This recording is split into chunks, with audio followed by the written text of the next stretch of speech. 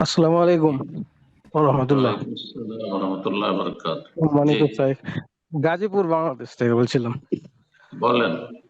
প্রশ্নটা হলো যে আমরা এই হানাফি সমাজে থাকি, তো তারাবির নামাজ আমি একাই পড়ি কত কয়েক বছর থেকে। তো আমি আম্মা পাড়া 30তম পাড়াটা আমার পুরোটাই মুখস্থ আছে, তো আমি লং টাইম নামাজ পড়ার জন্য সেটা পড়ি প্রতিদিন। কিন্তু হুম, প্রতিদিন একই হয়ে যায়, এ কারণে আমি আবার এই কোরআন মাজিদ দেখে আবার লং করার জন্য তেলাওয়াত করি।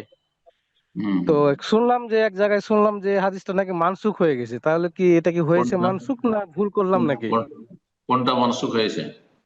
মানে কোরআন দেখে তেলাওয়াত করা সুন্নত কিংবা তারাবি এসব নামাজগুলোতে না, নামাজগুলোতে। না, কোরআন দেখে নামাজ পড়া সম্পর্কে নবী সাল্লাল্লাহু আলাইহি ওয়াসাল্লামের কোনো হাদিস নেই। হ্যাঁ, কোন সাহাবীর কেমন উক্তি বা আমল নাই। মা আয়েশা রাদিয়াল্লাহু তাআলা আনহা একজন গোলাম ছিল, কৃতদাস। হ্যাঁ, জাকওয়ান। সে মুসাফ দেখে নামাজ পড়াতো। এটা হচ্ছে বৈধতার জায়েজ হওয়ার দলিল। সুতরাং কারো যদি মুখস্থ থাকে তো মুখস্থ পড়াটাই বেশি ভালো। ভালো মুখস্থ থাকলে, মুখস্থ না থাকলে সুন্নত, নফল, তারাবি এগুলিতে কোরআন দেখে পড়া যায়। কিন্তু ফরজ নামাজ কোরআন দেখে পড়লে নামাজ বাতিল হয়ে যাবে, হবে না। বুঝছেন না? বারাকাল্লাহ। জাজাকাল্লাহ খায়ের। সুতরাং আপনি জি দুটোই উস্তাদ জি। করতে পারেন, আপনি দুটোই করতে পারেন। আপনি যদি কোরআন দেখে পড়েন তবু জায়েজ, মানসুক টানসুক না, এগুলো ভুল কথা কেউ বলেছে, জাহেলের কথা। আর যদি মনে করেন যে আমি বারবার রিপিট করছি প্রতিদিন, তাও কোনো অসুবিধা নেই। একটি সূরা যদি প্রতিদিন পড়ে কোনো অসুবিধা নেই, জায়েজ আছে। ফাকরাউ মা তায়াসসারা মিনাল কোরআন, সূরা মুজাম্মিল আল্লাহ বলছে।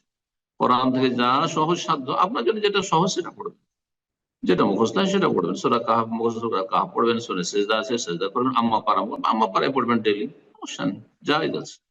বারাকাল্লাহ ফিক। জি, আসসালামু আলাইকুম শাহেখ। ওয়ালাইকুম আসসালাম ওয়া রাহমাতুল্লাহি ওয়া বারাকাতুহু। শাহেখ, জি, গাজীপুর বাংলাদেশ থেকে বলছিলাম। বলেন। শাহেখ, আমি হচ্ছি জেনারেল স্টুডেন্ট। তো মাযহাব এবং মানহাজের ব্যাপারে আমি তেমন কিছু জানতাম না। তো আলহামদুলিল্লাহ, হুম, জানার এবং বোঝার পর আমি আপনি সহ বাংলাদেশের সহি আকীদা ও সালাফি মানহাজের অনুসারী আলেমদের ফলো করছি এবং আকীদা ঠিক করার জন্য উসুলুল ঈমান নামে একটি বই পড়ছি।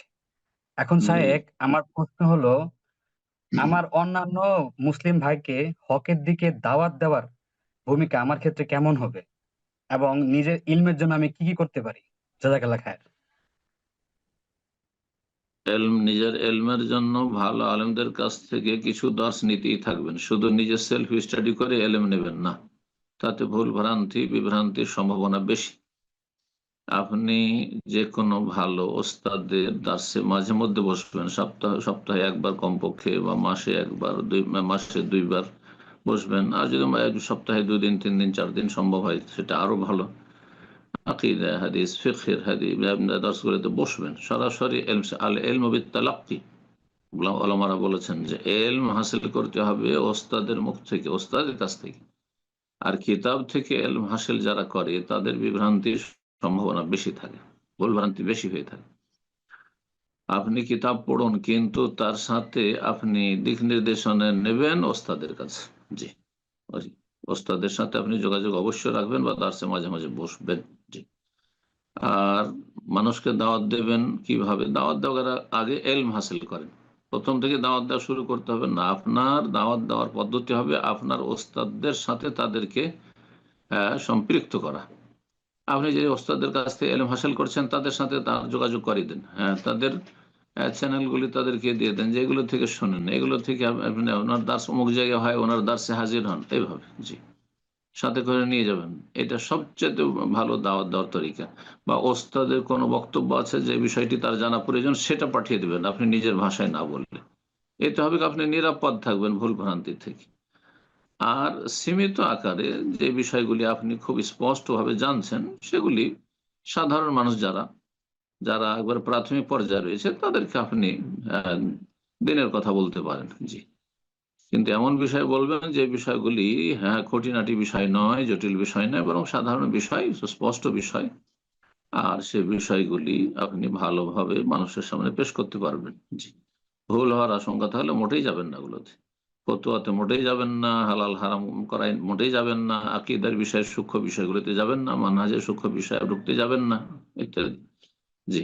আপনার দাওয়াত দেওয়ার তরিকা যেমন বলছি, আবার বলছি, আপনার ভালো ওস্তাদদের সাথে সম্পৃক্ত করে দেবেন ওই সব ভাই বোনদেরকে। বারাকাল্লাহ ফিক।